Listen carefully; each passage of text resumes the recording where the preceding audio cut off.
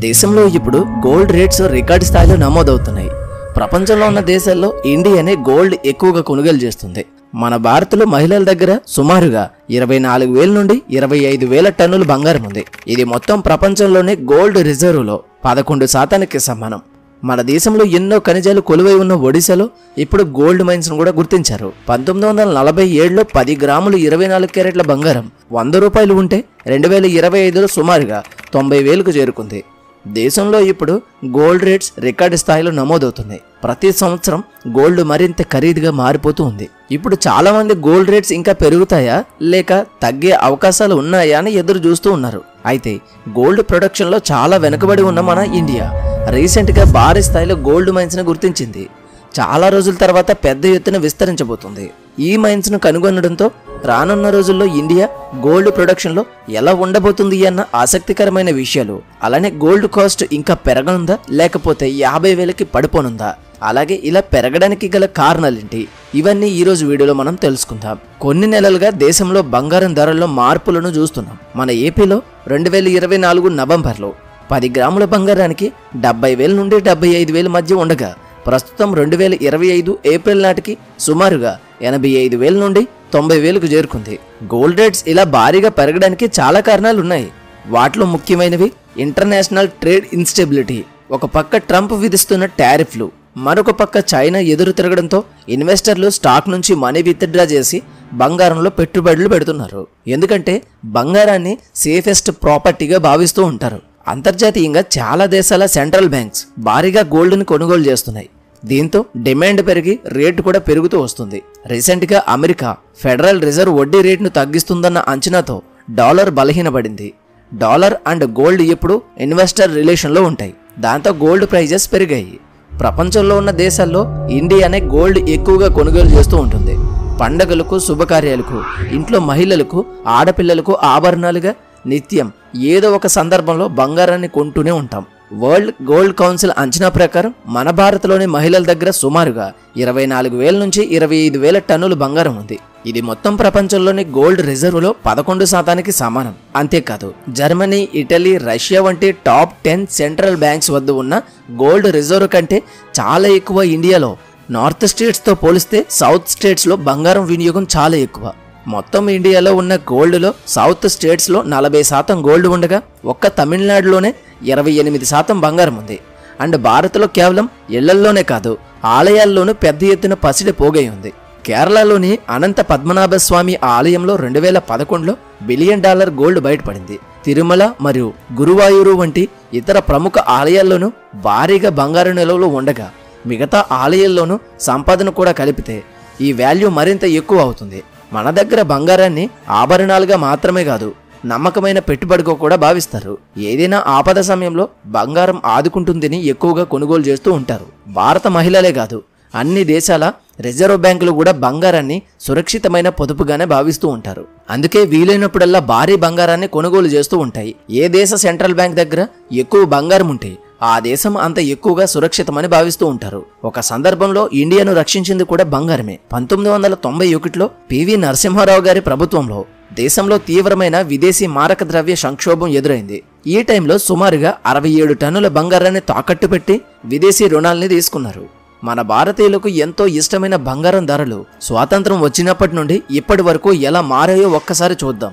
1947లో 10 గ్రాముల 24 క్యారెట్ల బంగారం 100 రూపాయలు ఉంటే 1980లో 10 గ్రాములకు 2,000, 1991లో 4,500, 2000 సంవత్సరంలో 5,000, 2010లో 20,000, 2020లో 57,000 అండ్ 2025లో 10 గ్రాముల బంగారం సుమారుగా 90,000కు చేరుకుంది.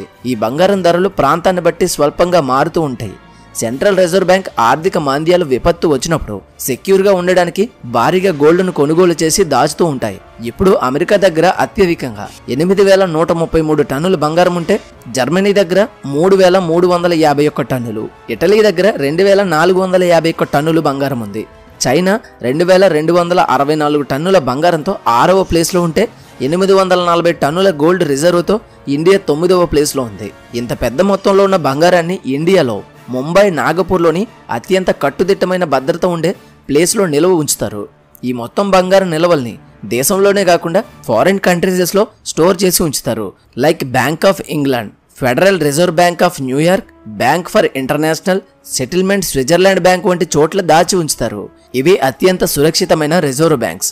దేశంలో యుద్ధాలు, రాజకీయ అస్థిరత వచ్చిన సమయంలో రక్షణ కోసం అక్కడ ఉంచుతారు. బంగారాన్ని ఒక చోట నుండి మరొక చోటకి తరలించడం చాలా ఖర్చుతో మరియు రిస్క్తో కూడుకున్న విషయం. అందుకే అంతర్జాతీయ వాణిజ్యం, పసిడి లావాదేవీలు జరిగే చోటుకు దగ్గరగా ఉండాలని అక్కడ ఉంచుతారు. రీసెంట్గా Russia Ukraine war, Hamzah Israel వంటి వార్ పరిస్థితుల్లో కొన్ని దేశాలు తమ స్వదేశాలకు బంగారు నిల్వలను తరలించాయి. అలా భారత్ కూడా 100 మెట్రిక్ టన్నులు అంటే 1,00,000 కిలోల బంగారాన్ని బ్రిటన్ నుంచి ముంబై, నాగపూర్లోనికి సీక్రెట్ లొకేషన్స్కు తరలించింది. చాలా దేశాలు గోల్డ్ పెట్టుబడిని ఒక టూల్గా మాత్రమే వాడుకుంటారు. కానీ మన ఒక్క భారత్లో మాత్రమే ఈ స్థాయిలో ప్రజలు వినియోగానికి కొనుగోలు చేస్తూ ఉంటారు. మన ఇండియాలో గోల్డ్కు డిమాండ్ అయితే ఉంది, కానీ మన దగ్గర ప్రొడక్షన్ లేకపోవడంతో దిగుమతులపైన ఆధారపడాల్సి వస్తుంది.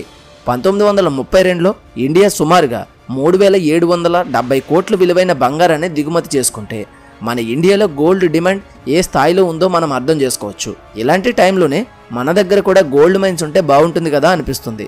రీసెంట్గా జియాలజికల్ సర్వే ఆఫ్ ఇండియా ఒక గుడ్ న్యూస్ చెప్పింది.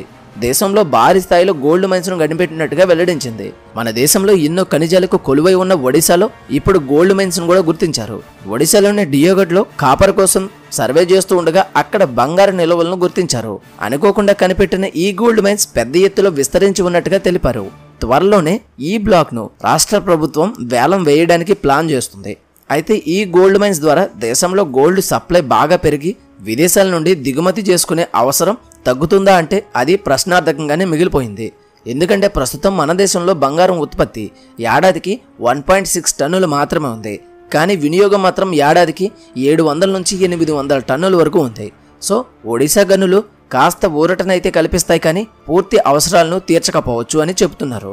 అండ్ గోల్డ్ ప్రైజెస్ ఎప్పుడు international market and demand and supply, ద్రవ్యోల్బణం, డాలర్ వాల్యూ వంటి అనేక అంశాలపై ఆధారపడి ఉంటుంది. అందువల్ల ఇమీడియట్ బెనిఫిట్స్ లేకపోయినా ఫ్యూచర్లో స్థానిక ఉత్పత్తి పెరిగి దిగుమతి ఖర్చు తగ్గి ధరలపై స్వల్ప ప్రభావం అయితే చూపవచ్చు అని చెప్తున్నారు.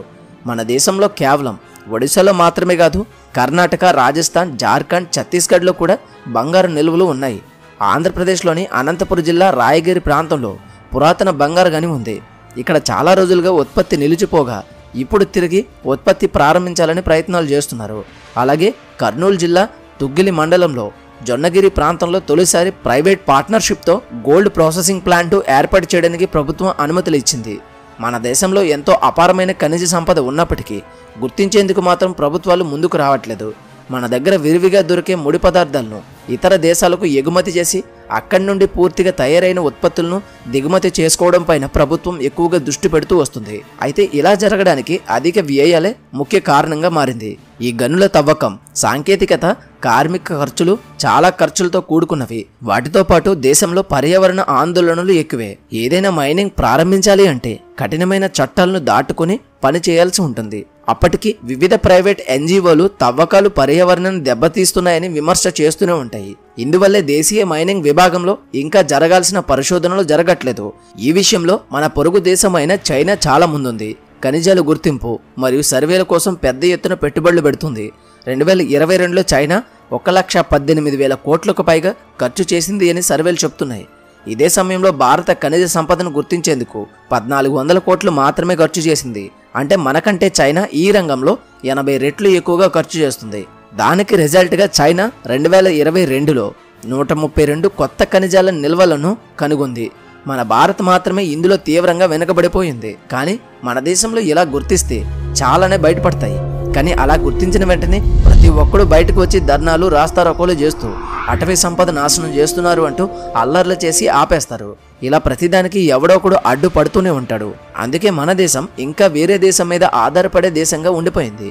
మనతో పాటు ప్రయాణం మొదలుపెట్టిన చైనా వంటి దేశాలు మాత్రం మనకంటే 90% ముందుకు వెళ్ళిపోయాయి. వేరే దేశాలకు ఈ దేశాలే దిక్కు అనే విధంగా మారిపోయాయి. ఫైనల్గా చెప్పేదేంటంటే గోల్డ్ కాస్ట్ ఎప్పుడూ పెరుగుతుంది తప్ప తగ్గే అవకాశమే లేదు. 100 రూపాయలు పెంచితే 50 తగ్గిస్తాడు, మళ్ళీ 100 పెంచితే 50 తగ్గిస్తాడు. ఇలా కింద నుండి కాస్ట్ పెరుగుతూనే ఉంది. కనుక వీలైనప్పుడల్లా గోల్డ్ పైన ఇన్వెస్ట్మెంట్ చేసుకోండి. ఈ వీడియోకి ఇంతే.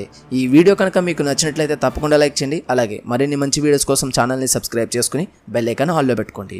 మళ్ళీ మరొక మంచి వీడియోతో కలుద్దాం. Until then thank you, bye, జై హింద్.